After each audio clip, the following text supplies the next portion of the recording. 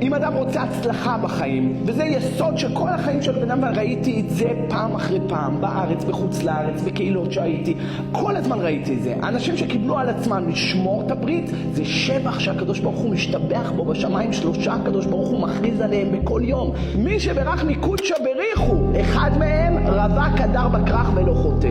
והיום אתה לא צריך להיות רווק כדי לא לחטוא. היום גם נשואים הקדוש ברוך הוא משתבח בו בשמיים שלא חוטא. כולם בניסיון. זה לא סתם אנחנו באלף השישי, שזה כנגד היסוד. ולכן אם בן אדם באמת רוצה לשמור על הקדושה שלו ולהידבק באל חי וייתן את חנו בעיני כל רואיו ויצליח אותו בפרנסה, בשידוכים, בילדים, בחינוך, בשלום בית, יצליח אותו, זה העיקר של הכל, השמירה הזאת.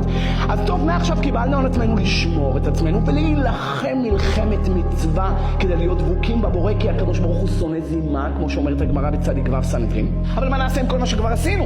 וכמה פעמים הבאתי לכם את המאמר של חז"ל בשבת, העבירות שעברתי בילדותי עיקו שיניים בזקנותי? אל תחשוב שמשכחים את זה, לא שוכחים כלום. אז אנחנו צריכים תיקונים.